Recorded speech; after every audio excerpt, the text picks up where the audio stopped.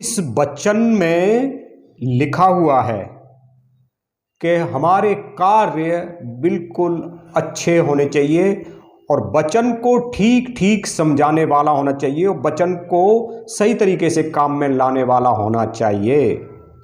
यानी कि जब भी हम प्रचार करते हैं, जब हम प्रभु यीशु का शुभ संदेश सुनाते हैं, जब हम बाइबल से लोगों को बताते हैं, तो सबसे पहले बाइबल का जो ज्ञान है वो हमें आना चाहिए।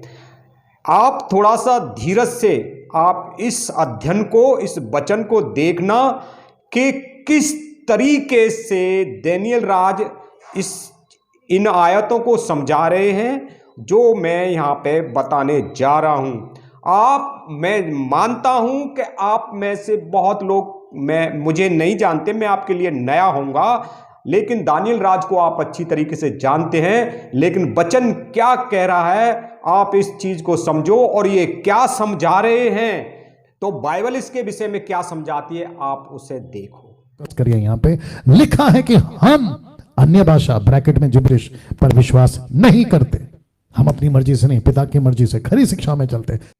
दानियेल राज जोर देकर कहते हैं कि हम अन्य भाषा के ऊपर विश्वास नहीं करते। ठीक है, ये आपका अपना निजी मामला है, इससे हमें क्या लेना। लेकिन फिर कहते हैं कि लिखा है। भाई कहाँ लिखा है? ऐसा हमने बाइबल में नहीं पढ़ा कि अन्य भाषा नहीं बोलनी। और दानियेल राज कहते हैं पिता की इच्छा है। तो इनके पिता क्या परमेश्वर पिता के अलावा और किसी पिता का नाम ले रहे हैं? और कहते हैं कि हम खरी शिक्षा पे चलते हैं। भाई ये कैसी खरी शिक्षा है जो कि परमेश्वर के उस दान को, पवित्र आत्मा के उस दान को जिसे अन्य भाषा कहते हैं, वो कहते हैं कि हम इसे नहीं मानेंगे। लेकिन ये इनका अपना मामला है, लेकिन सबके ऊपर ना ठोपें इस बात को।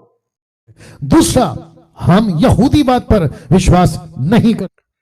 दानियेल राज कौन से यहूदी प्रथा की बात कर रहे हैं? क्या पुराने नियम की बात कर रहे हैं?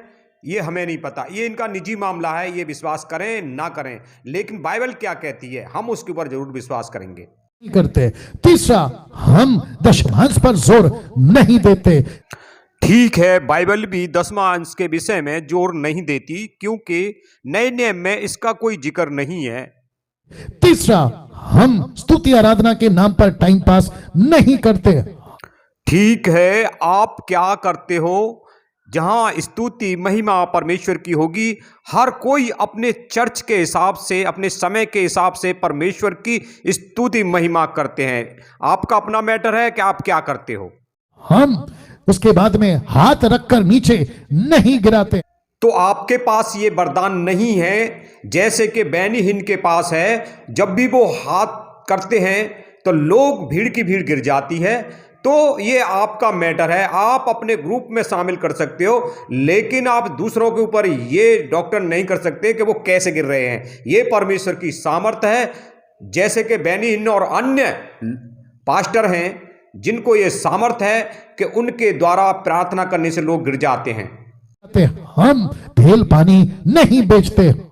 ये बहुत खुशी की बात है दानियेल राज भाई साहब कि आप तेल पानी नहीं बेचते। हम किसी को आत्मिक पिता नहीं बुलाते और हम महिलाओं को पास्टर बनने के पक्ष में, हम महिलाओं को पास्टर बनने के पक्ष में हैं। महिलाएं पास्टर बने ये हम चाहते हैं, महिलाएं आगे बढ़े हम ये चाहते हैं। हम वंस सेव्ड ऑलवेज सेव्ड को नहीं मानते। इसका मतलब क्या है? उद्धार हो गया, पाप का जीवन जियो, हम नहीं मानते।